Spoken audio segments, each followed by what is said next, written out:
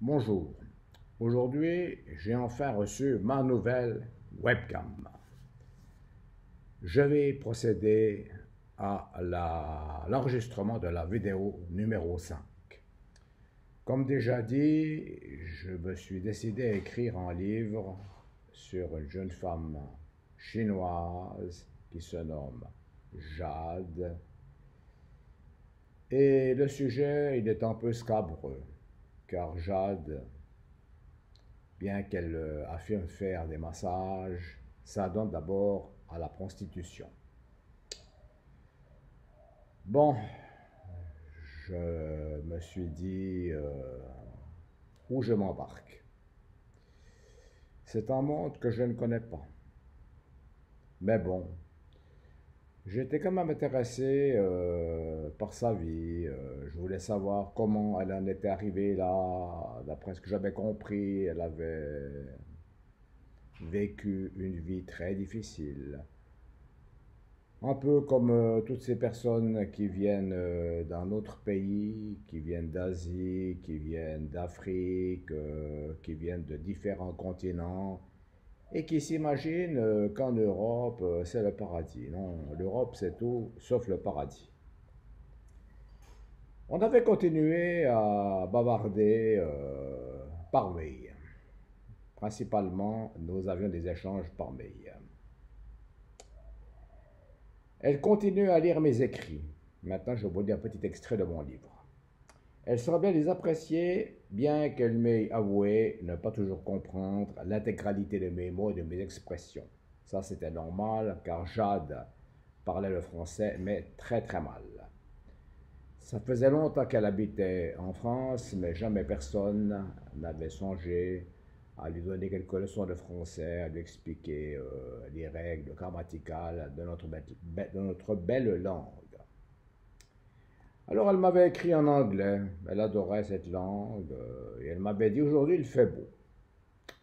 J'ai vu un tout petit rayon de soleil, et puis il a vite disparu. J'ai marché sous la pluie, j'aime la pluie. Je suis allé dans mon magasin asiatique préféré acheter de la nourriture et un canard grillé pour mes enfants.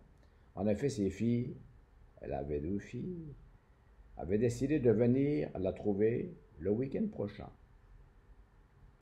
Elle avait ajouté: et je n'ai jamais imaginé qu'un jour tu écrirais un livre sur moi. On ignore quelle personne on va rencontrer, tout comme on ne peut jamais savoir ce qui va se passer. On avait continué nos échanges de mails à un rythme spectaculaire. Certains jours, nous avions bien dû nous échanger près de 100 messages. C'était très constructif pour mon travail. Pas un jour que je n'apprenais quelque chose de nouveau sur Jade. Elle avait quasiment touché à tout, même au téléphone rose, cet étrange service auquel avaient eu recours dans le passé certains hommes qui n'hésitaient pas à payer très cher des conversations téléphoniques, tout simplement pour le plaisir d'écouter, tout en se masturbant, les propos salaces d'une opératrice qu'ils ne voyaient pas, et c'était tant mieux pour elle. Pour eux, pardon.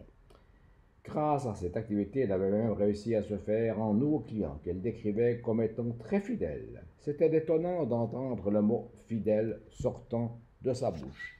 Elle m'avait aussi envoyé un message, pour le moins équivoque, qui disait: tu dois venir dans mon lit et y rester durant chaque nuit. Je te raconterai beaucoup d'histoires et en même temps je te caresserai. Ma vie, c'est encore mieux que le cinéma, c'est une très grande aventure. Et puis lorsque tu viens, tu auras me trouver. Ou plutôt, lorsque tu viens me trouver, tu ne restes que 2 heures. Ce n'est pas suffisant, j'ai tant de choses à raconter. J'avais l'impression que cette histoire commençait à déraper quelque peu. Moi, je voulais écrire un livre sur une chinoise qui sortait de l'ordinaire, mais je n'avais pas tellement envie de m'impliquer dans cette histoire. J'étais un écrivain, j'étais un personnage hors du roman. Je ne voulais pas devenir à mon tour un personnage principal. Pourtant, c'est ce qui s'est passé. Je me suis laissé prendre au piège et je suis devenu un personnage de ce roman.